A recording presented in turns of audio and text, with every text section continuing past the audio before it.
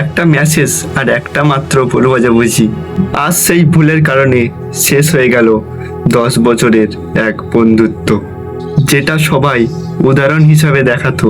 কিন্তু সবচেয়ে বড় প্রশ্ন হলো, যদি সত্যিটা মাত্র 5 মিনিট আগেই জানা যেত, তাহলে কি এই বন্ধুত্বটা ভাঙতো? শেষ পর্যন্ত দেখুন, কারণ এই গল্পের শেষটা হয়তো আপনাকেও আপনার কোনো পুরনো বন্ধুর কথা মনে করিয়ে দেবে। পশ্চিমবঙ্গের একটি ছোট্ট শহরে থাকতো দুই বন্ধু, তরুণ আর সুমন। তাদের প্রথম শ্রেণী থেকে একসঙ্গে পড়াশোনা, একসঙ্গে স্কুলে যাওয়া, একই বেঞ্চে বসা এবং একই টিফিন ভাগ করে খাওয়া। পাড়ায় সবাই বলতো, বন্ধুত্ব যদি দেখতে চাও তাহলে অরুণ আর সুমনের বন্ধুত্ব দেখো। 10 বছরে তাদের মধ্যে কোনোদিনও একটিও ঝগড়া হয়নি। একজনের কষ্ট মানে আরেকজনের কষ্ট, একজনের স্বপ্ন মানে আরেকজনের স্বপ্ন।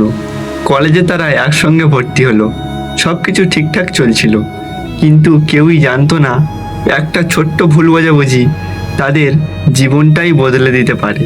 আমরা অনেক সময় সত্যিটা না জেনে সিদ্ধান্তটা নিয়েই ফেলি, আর সেই এক মুহূর্তেই সিদ্ধান্ত নেওয়া আর সারা জীবনে আফসোস থেকে যায়।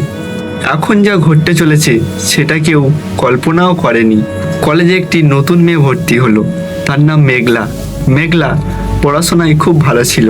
প্রজেক্টের কাজে সে তরুণের সঙ্গে বেশি সময় কাটাতে শুরু করলো। সুমনও বিষয়টাকে স্বাভাবিকভাবে নিয়েছিল, কিন্তু কয়েকজন সহপাঠী তাকে নিয়ে মজা করতে শুরু করলো। দেখেছিস, অরুণ এখন নতুন বন্ধু পেয়ে গেছে। প্রথমে সুমন এসব কথা কিছুই বিশ্বাস করেনি, কিন্তু একদিন সে দেখলো অরুণ আর মেঘলা কলেজের বাইরে দাঁড়িয়ে অনেকক্ষণ ধরে কথা বলছে।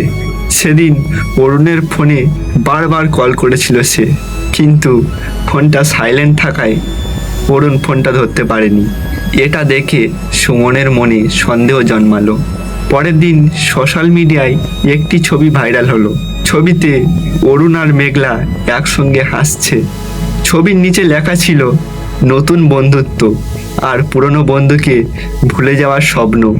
এটা ছিল একটা নিছক মজা, কিন্তু সুমন সেটা সত্যি ভেবে নিল।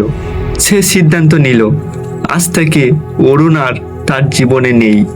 অরুণ অনেকবার সুমনকে ফোন করলো, মেসেজ করলো, এমনকি বাড়িতে গেল, কিন্তু সুমন কোনো উত্তরই দিল না।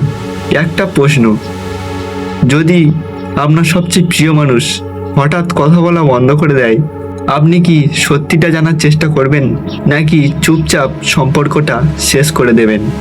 দিন কেটে গেল, 1 সপ্তাহ, 1 মাস, তারপর 6 মাস। দুজনের কথা সম্পূর্ণ বন্ধ। কলেজ শেষ হয়ে গেল, দুজন দুই শহরে চাকরি পেল, আর বন্ধুত্বটা যেন অতীত হয়ে গেল। একদিন হঠাৎ অরুণের মায়ের ফোন এলো সুমনের কাছে। সুমন প্রথমেই ধরতে চাইছিল না, কিন্তু শেষ পর্যন্ত ফোনটা ধরল। ওপাশ থেকে কাঁদতে কাঁদতে অরুণের মা বললেন, বাবা, অরুণ এখন হাসপাতালে ভর্তি, যদি পারিস এসে দেখা কর। সুমন ছুটে গেল।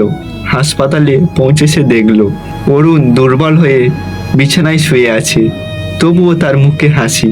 সুমনকে দেখে বলল, তুই এলি? সুমন চুপ। অরুণ ধীরে ধীরে তার ফোনটা এগিয়ে দিল এবং বলল, এই মেসেজগুলো পড়।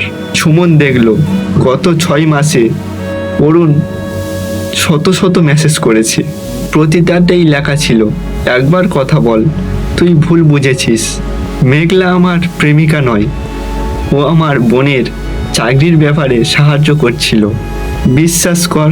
কিন্তু কোনো মেসেজই সুমনের কাছে পৌঁছায়নি, কারণ সুমন রাগের মাথায় সে অরুণকে ব্লক করে রেখেছিল। সুমনের চোখ দিয়ে অঝরে জল পড়তে লাগলো।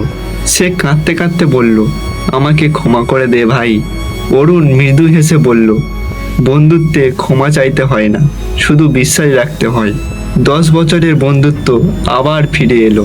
সেদিন বাড়ি ফেরার পথে সুমন একটা কথা বারবার ভাবছিল, সম্পর্ক ভাঙে সবসময় বড় কারণে নয়, অনেক সময় আবার ভাঙে কারণ আমরা সত্যিটা জানার আগেই বিচার করে ফেলি। তাই কোনো সম্পর্ক শেষ করার আগে অন্তত একবার সত্যিটা জানার চেষ্টা করুন।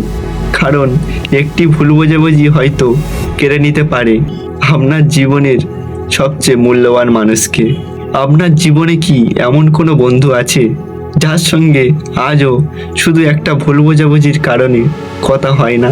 তাহলে আজই তাকে একটি ফোন করুন, হয়তো সেই একটি ফোনই ফিরিয়ে আনতে পারে বছরের পর বছর হারিয়ে যাওয়া বন্ধুত্ব।